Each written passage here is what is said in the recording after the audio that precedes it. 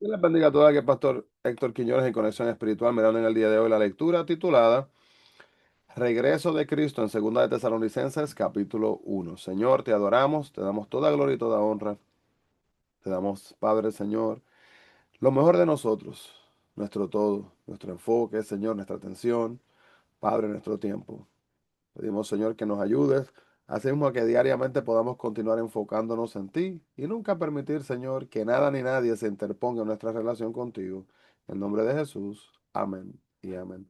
Así que, hermanos, podemos ver que, según de Tesalonicenses, cuando la persecución de los creyentes en Tesalónica adquirió proporciones alarmantes, Pablo les escribió para animarlos, afirmando que el juicio de Dios finalmente traería justicia. Él disipó el rumor de que el día del Señor ya había venido, como muchos pensaban.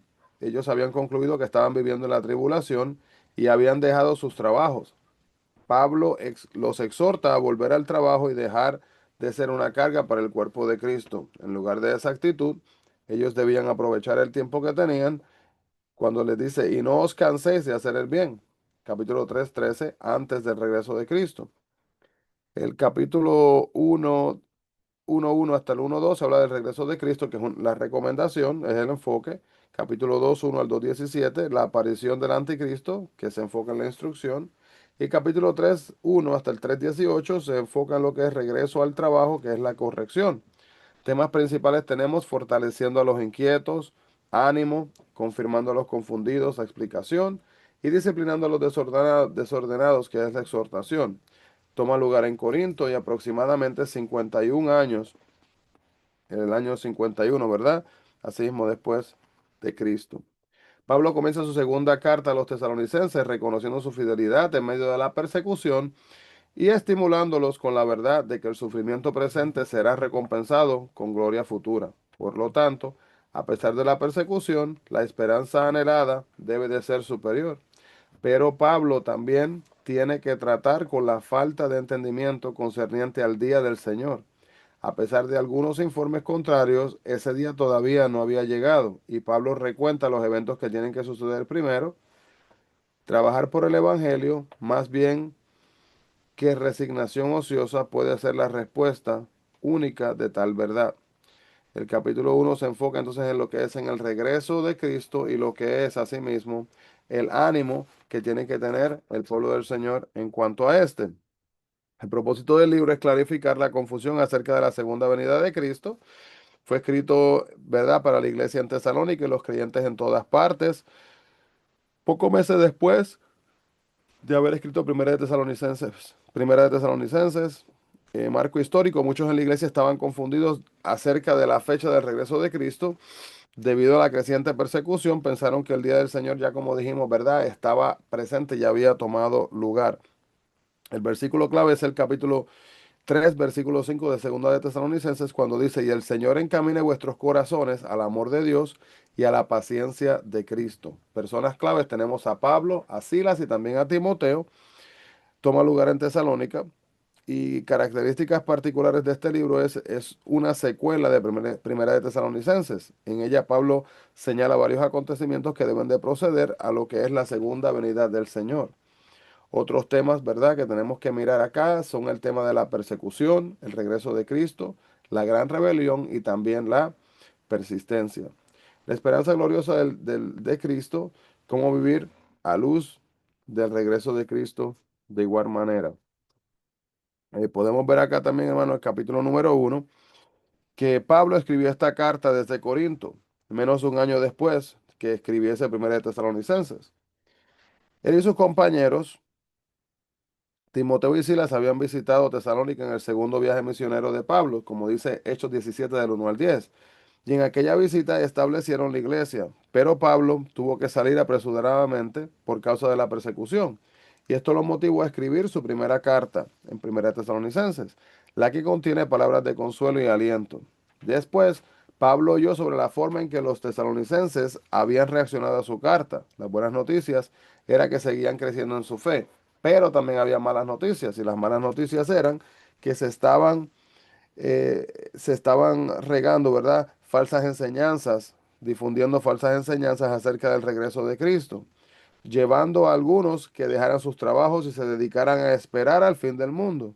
De modo que Pablo tuvo que volverles a escribir, mientras que el propósito de la primera carta fue confortarles con la seguridad de la venida de Jesucristo.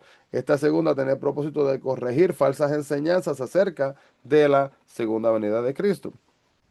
Pablo y Silas y Timoteo en el capítulo 1:1 estuvieron juntos en Corinto.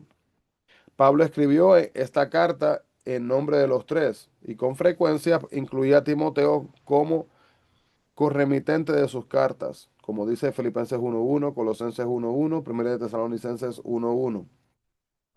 Tesalónica era la capital y la ciudad más grande de la provincia romana de Macedonia. Habíamos hablado, ¿verdad?, de que la carretera más importante que se extendía desde Roma hasta el oriente pasaba por Tesalónica. Y esta carretera, junto con la ciudad portuaria, hicieron de Tesalónica uno de los centros comerciales de mayor riqueza y mayor desarrollo en el Imperio Romano. Reconocida como una ciudad libre, se les permitió autogobernarse y fue exceptuada de gran parte de las restricciones impuestas por Roma en otras ciudades.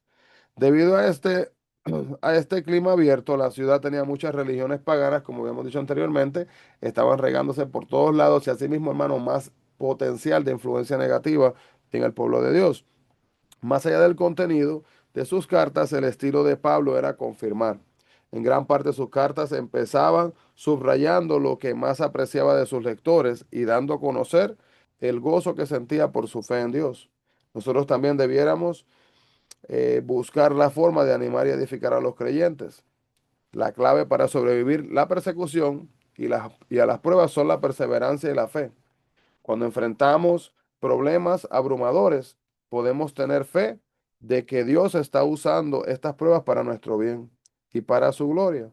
Saber que Dios es justo nos da confianza en medio de nuestros problemas, porque sabemos que no nos olvidará. En el perfecto tiempo de Dios nos librará de nuestro sufrimiento y castigará a los que nos persiguen. Durante su primer visita a Tesalónica, Pablo fue perseguido, como dice Hechos 17 del 5 al 9. No hay duda que los que habían respondido a su mensaje y habían llegado a ser cristianos continuaron siendo perseguidos, tanto por los judíos, hermanos, pero también por los mismos gentiles. En su primera carta a los tesalonicenses, Pablo dijo que el regreso de Cristo traería libertad de la persecución y juicio de los perseguidores. Pero esto hizo que la gente creyera que el regreso de Cristo sería inmediato, con el propósito de rescatarlos y vindicarlos. Pablo tuvo entonces que señalar que mientras esperaban el reino de Dios, podían y tenían que aprender perseverancia y fe por su sufrimiento y mantenerse activos en vivir sus vidas de igual manera. Al vivir por Cristo experimentaremos problemas porque estamos tratando de ser el pueblo de Dios en un mundo perverso.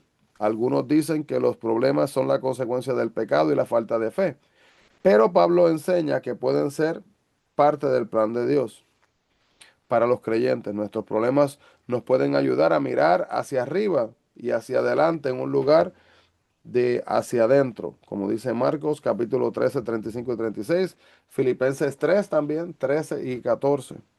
Ayudan a formar un carácter firme, como dice en Romanos capítulo 5 del el 3 y el 4, y nos pueden dar oportunidades para consolar a otros que también están teniendo dificultades, como dice segunda de Corintios capítulo 1 del 3 al 5.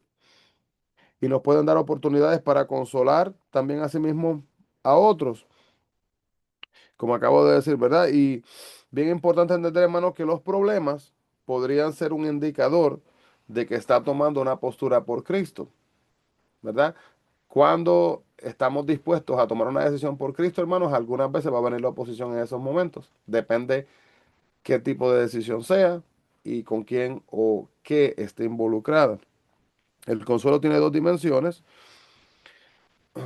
Según lo que Pablo menciona, podemos ser consolados al tomar en cuenta que nuestros sufrimientos nos fortalecen, ayudándonos a estar listos para el reino de Cristo, pero también podemos ser consolados en el hecho de que en un día cada uno estará delante de Dios. Entonces lo erróneo será corregido, la sentencia será dada a conocer, la maldad, ¿verdad? También terminará.